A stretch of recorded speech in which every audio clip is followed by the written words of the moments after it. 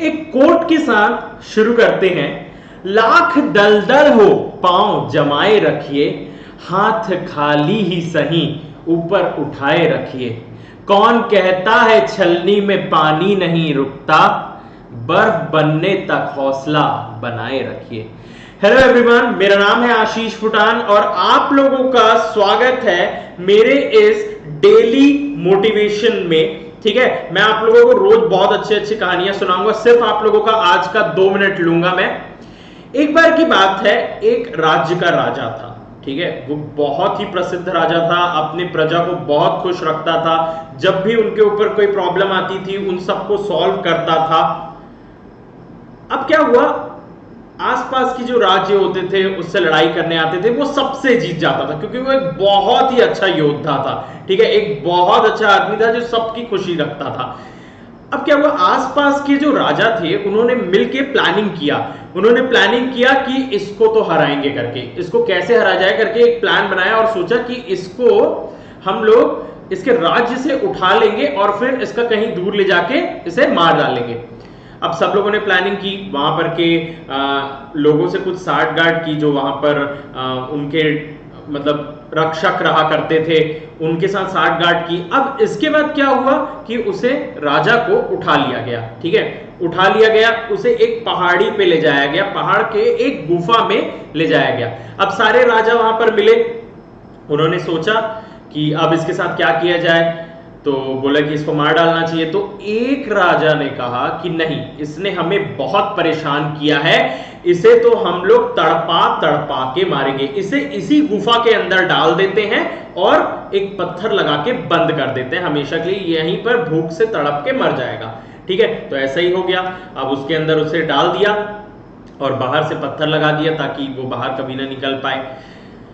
अब क्या हुआ, सुबह हुई तो सूरज की किरणें उसकी आंखों पे पड़ी, उसको होश आया।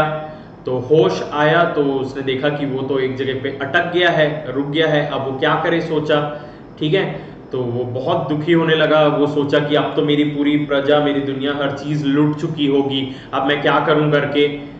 तब उसे एक हल्का सा याद आया, उसकी माँ ने उसे एक बात कही थी, कुछ तो कर यूं ही मत मर। वो इस बात को बार बार अपने सामने से गुजारने लगा और उसने सोचा कि नहीं, मैं कुछ ना कुछ प्रयास करूंगा यहां पर से बाहर निकलने का।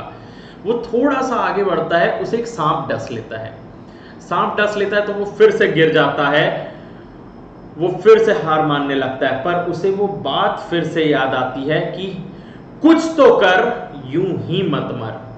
वो फिर से उठता है, अपना कटार निकालता है, जहां पर सांप ने काटा रहता है उस भाग को काट के अलग कर देता है ताकि जहर और आगे ना पहुंच सके। उसे बहुत दर्द होता रहता है, बहुत दर्द होता रहता है। अब नया प्रॉब्लम आ गया कि खून बहुत ज्यादा निकल रहा है, तो वो फिर से हार मानने लगता है। उसे बहुत बुरा लगने लगता है कि अब तो सब खत्म हो गया, अब मैं क्या कर पाऊंगा करके। फिर से वही बात उसके दिमाग में गूंजती है, उसकी माँ ने जो कहा था, कुछ तो कर यूं ही मत मर। वो फिर से उठता है,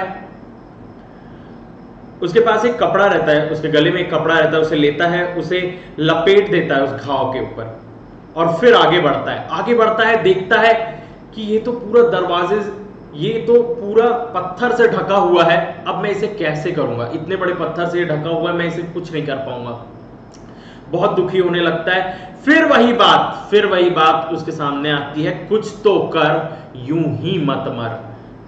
वो आगे बढ़ता है, जोर से धक्का लगाता है, अपना पूरा दम लगा के उसके ऊपर धक्का लगाता है और पहाड़ी के ऊपर रहता है वो बड़ा सा पत्थर, वो हल्का सा हटके गिर जाता है और वो राजा आजाद हो जाता है।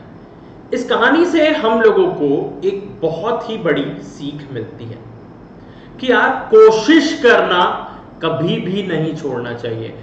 आप अपने आखिरी दम तक इतना मेहनत करिए कि वो खुदा भी आपके लिए मदद करने को तैयार हो जाइए। समझे, बहुत जबरदस्त तरीके से अपनी मेहनत करिए, कभी भी हार मत मानिए। लगातार आपके सामने बहुत सारी प्रॉब्लम्स आएंगी, बहुत सारे आपके सामने मुश्किलें आएंगी, उन्हें आपको ओवरकम करना है। जम के मेहनत करना, और ये बात याद रखना, हैव नो फियर व्हेन फुटान इज हियर। हमेशा मैं आप लोगों के साथ हूं, और नीचे मैं आप लोगों को टेलीग्राम का एक लिंक दे रहा हूं जिसमें आपको रेगुलरली मोटिवेशनल कोट्स मिल जाएंगे, तो उसे जरूर आप लोग क्लिक करके उसमें ज्वाइन हो जाए। थैंक यू, कल फिर मिलेंगे हम लोग एक नई कहानी के साथ। बाय बाय, और इस वीडियो को जरूर लाइक करना।